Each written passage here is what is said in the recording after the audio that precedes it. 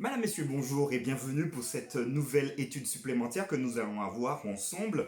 J'espère que vous allez bien et que le déconfinement également vous fait du bien. Je sais que vous êtes nombreux à avoir attendu ce fameux 11 mai. Voilà, nous sommes à plus d'une semaine après et j'espère que ça se passe bien pour vous. Cette semaine, nous nous focalisons sur la Genèse et particulièrement sur les premiers chapitres de ce livre, de la Genèse. Nous sommes en train de voir ensemble toute la partie qui concerne la création et nous en avons parlé hier. Aujourd'hui, nous irons un tout petit peu plus loin s'agissant des jours. Je vous rappelle que vous pouvez également me laisser vos questions si vous en avez. Je me ferai le plaisir de vous donner des réponses ou des éléments de réponse pour construire votre propre raisonnement. C'est important d'avoir son propre raisonnement par rapport au texte biblique. Je vous invite maintenant à prier avec moi. Notre Dieu, merci pour ce temps d'étude que tu nous permets encore d'avoir.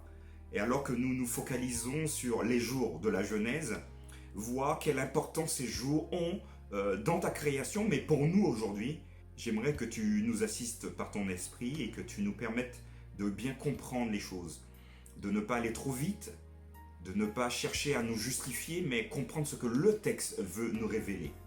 Garde-nous en ta paix, fais-nous du bien, nous t'avons demandé cela, en ton nom et pour ta gloire. Amen. Aujourd'hui, les jours de création. Ces dernières années, il y a eu des tendances à considérer la semaine de la création comme non littéraire, comme une métaphore, une parabole, voire comme un mythe. Alors c'est vrai que beaucoup de personnes se sont dit que dans la Genèse, nous pourrions voir donc les jours de la semaine comme des grandes périodes où Dieu aurait fait des choses.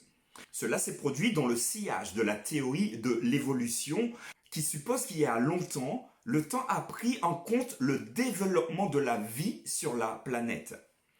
Qu'enseigne donc à ce sujet le texte biblique? Pourquoi les jours de la création dans la Genèse au chapitre 1 doivent-ils être compris comme des jours littéraux et non symboliques? C'est ce que nous allons voir ensemble tout de suite et je vous invite à lire avec moi dans Genèse au chapitre 1, versets 3 à 5 et ensuite nous lirons Exode au chapitre 20, versets 8 à 11. Je lis donc la première référence, Genèse 1, versets 1 à 5. Dieu dit que la lumière soit et la lumière fut. Dieu vit que la lumière était bonne. Et Dieu sépara la lumière d'avec les ténèbres. Dieu appela la lumière jour et appela les ténèbres nuit. Ainsi, il y eut un soir, il y eut un matin, ce fut le premier jour. Je lis maintenant la deuxième référence, Exode 20, versets 8 à 11. Souviens-toi du jour du repos, pour le sanctifier, tu travailleras 6 jours et tu feras tout ton ouvrage. Mais le 7e jour est le jour du repos de l'Éternel, ton Dieu. Tu ne feras aucun ouvrage, ni toi, ni ton fils, ni ta fille, ni ton serviteur, ni ta servante, ni ton bétail, ni l'étranger qui est dans tes portes. Car en 6 jours l'Éternel a fait les cieux, la terre et la mer, et tout ce qui y est contenu, et il s'est reposé le 7e jour. C'est pourquoi l'Éternel a béni le jour du repos et l'a sanctifié. La question qui s'attache à ces deux références est celle-ci. Comment le terme jour est-il utilisé dans ces contextes? J'aimerais que nous puissions noter que le mot jour en hébreu c'est yom, donc vous pouvez l'écrire Y ou M, et il s'agit précisément de jours, comme on dirait aujourd'hui, de 24 heures. Et remarquez bien, moi je trouve que le texte de la Genèse est très parlant, parce qu'à chaque fois, à chaque partie, séquence de la création, le texte va nous dire il y eut un soir et il y eut un matin. Et on aurait pu se dire tiens, donc si il dit ça, donc on va entendre il y eut un soir, il y eut un matin, on va l'entendre 7 fois. Or, le texte biblique, donc au chapitre 1, nous allons avoir cette expression il y eut un soir et il y eut un matin, non pas 7 fois, mais 6 fois. C'est assez intéressant de comprendre cette subtilité. Pourquoi 6 et pas 7? Puisqu'il y a eu un 7e jour. Le texte nous le dit d'une manière très claire en Genèse 2, à partir du verset 1. 6, dans la pensée hébraïque, c'est le signe de l'imperfection. Donc si on avait 6 jours, il manquerait quelque chose. Donc l'imperfection, on est à 6, voilà, il manque quelque chose. Cela ne signifie pas que la création qui a été faite avant n'était pas bonne, elle était mauvaise, non. C'est juste pour rappeler qu'il manque quelque chose à la création, et c'est ce fameux 7 Le septième jour, donc c'est pour ça que le texte va le dire d'une manière assez claire, que Dieu va faire quelque chose de particulier. Au chapitre 2, verset 3, Dieu bénit le septième jour et il le sanctifia parce que ce jour, il se reposa de toute son œuvre qu'il avait créée en la faisant. J'aimerais souligner ici que le fait que Dieu s'est reposé le septième jour ne présuppose pas qu'il était fatigué. Le mot utilisé ici correspond à cesser les activités, donc cessation d'activité. Donc il a cessé ce qu'il faisait avant pour rentrer dans un autre temps, le septième jour, qui d'ailleurs qu'il va bénir, qu'il va sanctifier, ce qui donne à ce jour-là une couleur particulière. Ce qui est intéressant, c'est que en regardant Genèse, on voit que l'homme, donc Adam et Ève, sont créés, donc sont mis au monde par Dieu le sixième jour. Or, si le septième jour était un jour indéterminé avec plusieurs années, comment ils auraient pu se reposer eux aussi? Alors reposer, participer à ce repos de Dieu le septième jour. Il paraît très logique ici que du premier au septième jour, c'était la même séquence, le même séquençage. Aujourd'hui, avec les montres, on peut savoir que ça fait 24 heures. Dans Exode 20, versets 8 à 11, si on va un tout petit peu plus loin, ici on va souligner donc l'aspect du sabbat. Je rappelle, sabbat, cessation d'activité. C'est pas le jour pour partir se reposer dans le sens dormir toute la journée. On a toute la semaine pour le faire. Le sabbat, c'est un jour où Dieu a mis pour qu'on nous puissions rentrer en communication intense avec lui. Peut-être qu'en semaine, nous pouvons le faire, mais d'une manière sporadique, pas vraiment comme on aimerait, puisqu'on a nos activités, le travail, les enfants ou d'autres activités. Néanmoins, ce jour-là, c'est le jour où on va mettre l'accent sur un échange avec Dieu, un échange profond avec lui. Alors je comprends que certains aient envie de dormir toute la journée, mais chaque rendez-vous doit être prévu, doit être préparé en amont. Et si vous savez que vous êtes fatigué le septième, donc le dernier jour de la semaine, arrangez-vous pour dormir un tout petit peu plus, peut-être moins regarder la télé, peut-être vous coucher plus tôt, j'en sais rien. À chacun de s'organiser pour que finalement cette communion particulière du septième jour soit une communion intense. Exode 20, verset 8 va dire « Souviens-toi du jour de repos ».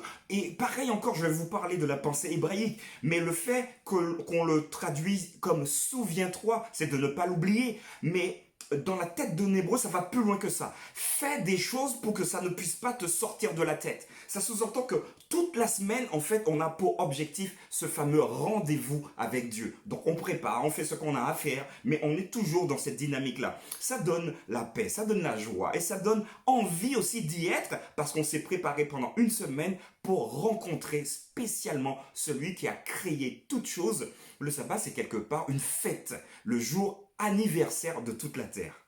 Le mot hébreu yom, qui se traduit donc en français par jour, est utilisé de façon cohérente tout au long du récit de la création pour une journée littérale. Rien dans le récit de la création de la Genèse n'indique qu'autre chose qu'un jour littéral a été signifié. En fait, certains érudits qui ne croient pas que les jours étaient littéraux admettent néanmoins que l'intention de l'auteur était de décrire des jours littéraux. Il est intéressant de noter que Dieu lui-même utilise ce nom pour désigner le premier unité de temps dans Genèse 1, verset 5, un jour. Alors ici, l'auteur va dire que c'est Dieu qui désigne. Nous sommes d'accord parce que nous l'avons déjà vu que c'est Moïse qui va écrire sous l'inspiration de l'Esprit de Dieu, et donc il ne peut pas se tromper ici. Yom, qu'on traduit, je le rappelle, par Jum, donc Y-O-M, est défini avec l'expression « Ainsi il y eut un soir, il y eut un matin » dans Genèse 1, verset 5.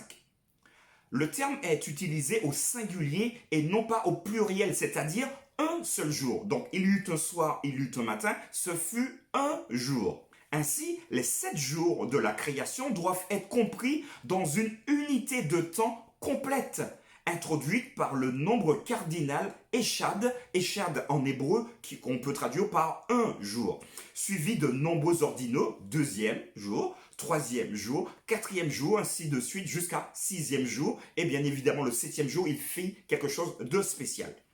Ce modèle indique une séquence consécutive de jours, culminant au septième jour. Le septième jour, c'est vraiment la pointe de l'épée, si vous voulez, c'est la cerise sur le gâteau, on pourrait dire aujourd'hui. Rien n'indique dans l'utilisation des termes ou dans la forme narrative elle-même qu'il devrait y avoir des écarts entre les jours. Les 7 jours de la création sont en effet 7 jours comme nous délimitons les jours aujourd'hui. Et d'ailleurs, si vous êtes, peut-être que certains sont abonnés à Science et Vie, alors même si eux, ils vont parler de millions d'années pour la Terre, ils disent donc dans Science et Vie que les 24 heures ont toujours existé, même au début de l'activité sur la Terre. C'est quand même un élément scientifique, en tout cas, dans ce sens-là. Donc je disais que les 7 jours de la création sont en effet 7 jours comme nous délimitons les jours aujourd'hui.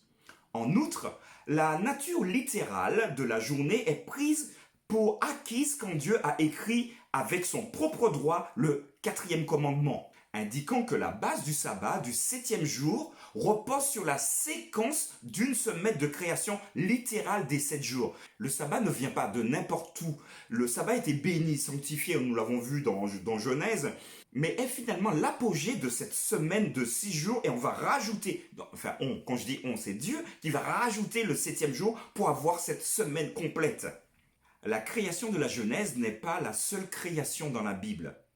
Il y a aussi la recréation, à la seconde venue, où Dieu transformera la mortalité en immortalité. 1 Corinthiens 15, verset 52 nous dira ceci: en un instant, en un clin d'œil, à la dernière trompette. Cependant, si Dieu peut le faire instantanément, à la recréation, pourquoi utiliserait-il des milliards d'années pour la première création comme l'évolution théiste l'enseigne? Ici, j'aimerais quand même préciser que, sans nul doute, les jours mentionnés dans le livre de la Genèse sont des jours littéraux, les jours de 24 heures. Une journée, d'ailleurs, il lit un soir et lit un matin, ce fut le premier, etc., jusqu'au 7e, et le monde a vécu après sous la forme de la semaine à 7 jours. Bien que parfois, effectivement, dans l'histoire du monde, on pourrait avoir des semaines plus longues.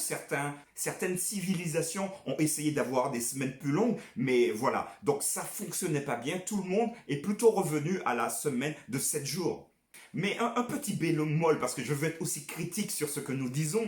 Ici, l'auteur va nous dire, cependant, si Dieu peut faire instantanément une recréation, c'est vrai, il le dit dans 1 Corinthiens 15, verset 52, mais si Dieu peut faire des choses sur le court terme, il peut aussi les faire sur le long terme. Néanmoins, il me semble que le plus important, c'est de voir ce que le texte lui-même nous dit. Or, pour preuve, ce qu'on peut souligner, c'est que la plupart des théologiens qui prennent l'ensemble du texte biblique, donc de la Genèse à l'Apocalypse, et travaillent le texte en profondeur, sont d'accord sur l'organisation de la terre en une semaine, avec le 7e jour comme apogée, le jour où Dieu a béni, a sanctifié et s'est reposé. Et je rappelle encore, s'est reposé, c'est pas parce qu'il était fatigué, c'est parce qu'il a cessé les activités qu'il faisait les autres jours. Et il nous invite d'ailleurs à faire la même chose, pas à aller dormir en 24 heures, c'est pas ça l'idée, parce que finalement, si nous prenons uniquement un jour pour nous reposer, nous perdrons largement du temps de vie, du temps avec notre famille, du temps avec nos amis, et ça c'est important aussi d'avoir suffisamment